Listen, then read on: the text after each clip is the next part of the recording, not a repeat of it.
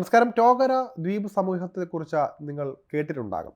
തെക്കൻ ജപ്പാനിലെ ഏറെ മനോഹര ദ്വീപുകളാണ് ഇത്. എന്നാൽ കഴിഞ്ഞ 2 ആഴ്ചയിലേറെയായി അക്ഷരാർത്ഥത്തിൽ ആ ദ്വീപും അവിടുത്തെ ജനങ്ങളുടെ മനസ്സും അത്ര ശാന്തമല്ല.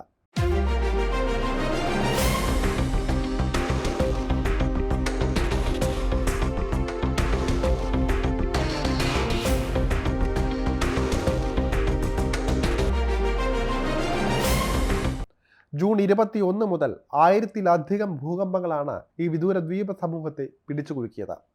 നൂറുകണക്കിന് നിവാസികളുടെ ജീവിതം ഒരു നിരന്തര സ്വപ്നമായി മാറിയിരിക്കുകയാണ്. ഭൂകമ്പങ്ങളിൽ ഭൂരിഭാഗവും കുറഞ്ഞതോ മിതമായതോ ആയ തീവ്രതയിലായിരുന്നുവെങ്കിലും അവ തുടർച്ചയായി ആവർത്തിക്കുന്നത് വലിയൊരു ദുരന്തത്തെക്കുറിച്ചുള്ള ഭയം കൂടി സൃഷ്ടിച്ചുകൊണ്ടാണ്. ലോകത്തിലെ ഏറ്റവും ഭൂകമ്പ സാധ്യതയുള്ള മേഖലകളിലൊന്നായ പസഫിക് റിംഗ് ഓഫ് ഫയറിൽ സ്ഥിതി ചെയ്യുന്ന ടോഗര ദ്വീപുകളിൽ ഭൂചലനങ്ങൾ ഉണ്ടാകുന്നത് പുതിയൊരു കാര്യമല്ല. എന്നാൽ ഈ തുടർച്ചയായ ഭൂകമ്പ പ്രവർത്തനം അസാധാരണമാണെന്നും കൂടുതൽ അപകടകരമായ ഒന്നിലേക്ക് ഇത് വഴിവെച്ചേക്കാമെന്നും വിദഗ്ധർ മുന്നറിയിപ്പ് നൽകുന്നുണ്ടായിരുന്നു. ഈ തുടർച്ചയായ ഭൂചലനങ്ങൾ ഉണ്ടാകാനുള്ള കാരണം മനസ്സിലാക്കാൻ ശാസ്ത്രജ്ഞർ കഠിന പരിശ്രമം നടത്തിക്കൊണ്ടിരിക്കുകയാണ്. അതേസമയം എന്തിനും സജ്ജരായിരിക്കാൻ ഉദ്യോഗസ്ഥർ തന്നെ ആവശ്യപ്പെടുമ്പോൾ അതൊരു വലിയ പേടി സ്വപ്നമായി ജപ്പാനെ മാത്രമല്ല ലോകത്തെ ഒന്നാകെ തന്നെ ഭീതിപ്പെടുത്തുകയാണ്. ക്യൂഷുവിന് തെക്ക് പസഫിക് റിംഗ് ഓഫ് ഫയർ വിഭാഗത്തിൽ സ്ഥിതി ചെയ്യുന്ന ടോഗര ദ്വീപ സമൂഹം ഒന്നിലധികം ടെക്ടോണിക് പ്ലേറ്റുകൾ ചേരുന്നിടത്താണ് സ്ഥിതി ചെയ്യുന്നത്. ജപ്പാൻ കാലാവസ്ഥ ഏജൻസി നൽകിയിരിക്കുന്ന റിപ്പോർട്ട് പ്രകാരം ജൂൺ 21 ആരംഭിച്ച തീവ്രമായ ഭൂകമ്പ പ്രവർത്തനങ്ങൾ ജൂൺ 23 ഉച്ചസ്ഥായിലെത്തുകയായിരുന്നു. ഒരു ദിവസം 183 ഭൂചലനങ്ങൾ വരെ രേഖപ്പെടുത്തുകയുണ്ടായി.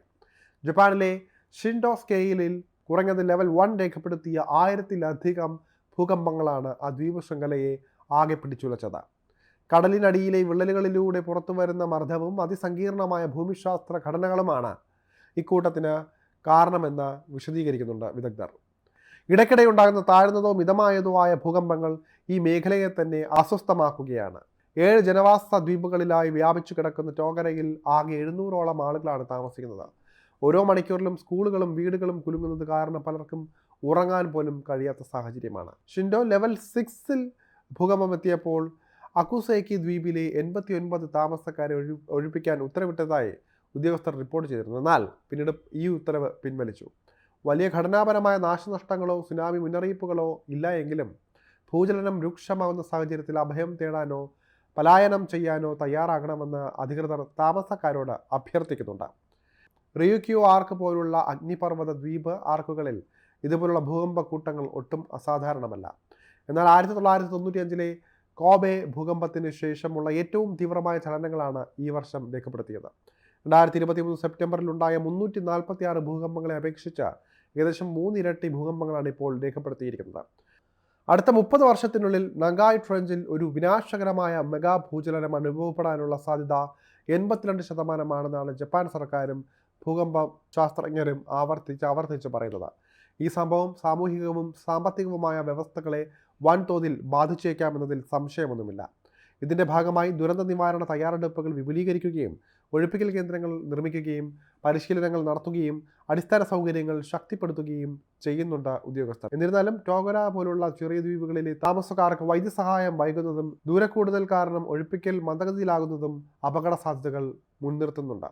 ഇപ്പോൾ സംഭവിച്ചുകൊണ്ടിരിക്കുന്ന ടോഗര ദ്വീപുകളിലെ അസാധാരണമായ ഭൂകമ്പ പരമ്പര ജപ്പാൻ എപ്പോഴും ഭൂകമ്പ സാധ്യതയുള്ളൊരു രാജ്യമായതുകൊണ്ട് തന്നെ ഈ മുന്നറിയിപ്പുകളെ എഴുതിത്തള്ളാനുമാകില്ല.